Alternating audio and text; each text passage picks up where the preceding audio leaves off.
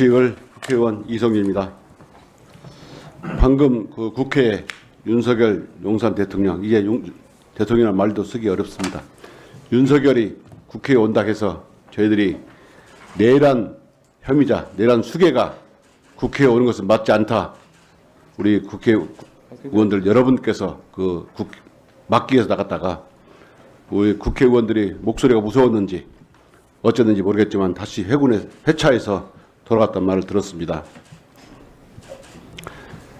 수방사령관 말씀하셨지만 군에서 양심적인 군인들이 반성을 하고 또 느끼는 국민들을 위해서 소신 있게 앞으로 행동을 하겠다라고 얘기를 하고 있습니다. 이번 12.3 내란 사건, 윤석열 내란 사건 참으로 참담합니다. 어떻게 수십 년간 검사, 법치, 공정과 상식을 부리짖은 사람이 이런 말도 안 되는 짓을 해놓고도 야당을 한번 겁주기 위해서 한번 해봤다. 이런 말을 할 수 있습니까? 더군다나 여러분들, 우리 국회의원들, 저도 마찬가지지만 밤 11시, 12시에 경찰이 막고 못 들어가게 막아서 담을 뛰어넘었습니다. 가방을 메고 경찰이 쫓아오는데 그 담을 뛰어넘어 보십시오. 안 다친 것만 해도 큰 다행이라고 생각했습니다. 다행히 우리 시민들께서 150석을 채워야 탄핵 비상계엄 해제가 된다고 해서 저희들 들어 올려서 보내줬습니다. 우리나라 국민, 오전에 나왔지만 K민주주의가 이렇게 성숙하고 그런 상황입니다. 그런데 오늘 나와 계신 장관님들, 처장님들 도대체 무엇입니까?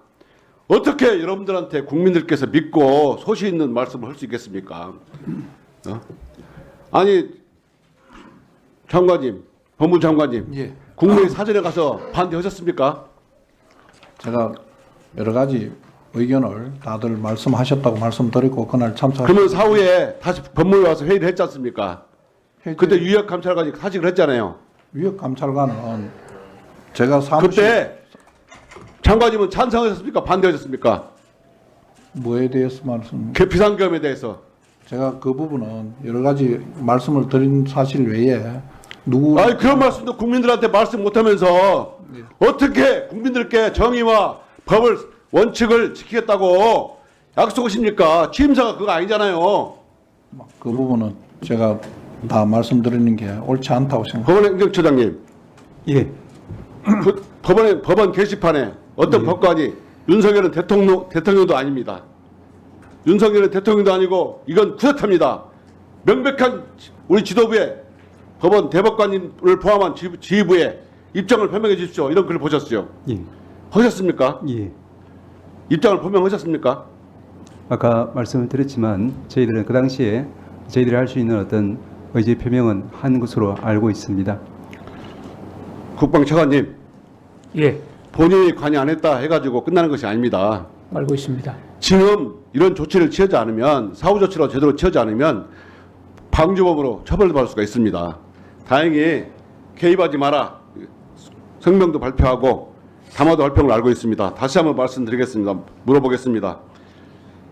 사과한다고 하셨죠? 이번 사태에 대해서. 그렇습니다. 다시 한번 국민께 사과할 수 있습니까? 있습니다. 아까 우리 윤석열이 국회에 온다고 해서 저희가 막을 때 많은 언론인들이 물어봤습니다. 윤석열이 무슨 말을 하더라도 이제 믿을 수가 없다. 국방부가 무슨 말을 하더라도 믿을 수가 없다. 국방차관이 국회에 나와서 다시는 그런 일이 없도록 하겠다. 그리고 보직개임을 하도록 하겠다라고 했는데도 지금 여인영 방첩대장, 방첩사령관 그렇게 보직개임 하라고 했는데도 지금까지 안 했지 않습니까? 뿐만 아니라 두음불출하면서 자신이 관련된 증거를 지금 없애고 있답니다. 증거 보전하고 다시 한번 말씀하세요. 의원님 말씀드리겠습니다. 말씀하신 그 직무배제는 저희가 아침에 판단하고 있다고 보고를 드렸고 제가 여기 지금도 있는 판단한다고 동안 말이 됩니까? 지시를 해서 지금 직무배제를 시켰습니다. 명령을 내렸고요. 조치를 했습니다. 그다음에 제가 자료 그동안 폐기, 준비를 하고 있었던 것 자료를 보존하고 하나도 일체 자료를 폐기하지 마라. 예, 다시 한번 말씀해 주십시오. 그거 지시했습니다. 오후에 제가 브리핑을 하면서 13시 30분에 관련된 자료에 대한 폐기 이런 금지 지시를 했습니다. 장관님, 윤석열은 현재 탄핵 심판을 준비하고 있는 받기 위해서 심판 피의자입니다. 이런 탄핵 피의자 신분인데 이런 윤석열이 어떤 지시를 해도 따르지 말기 바랍니다. 그렇게 약속할 수 있겠습니까? 예, 저희 군과 또 국민만을 보면서 조치하도록 하겠습니다. 여러분들은 지금 여기 나오셔서 분노해야 됩니다. 헌재 처장님 다시 한번 말씀해 주십시오. 이거 명백한 쿠데타라고 내란죄라고 말씀하셔야 됩니다.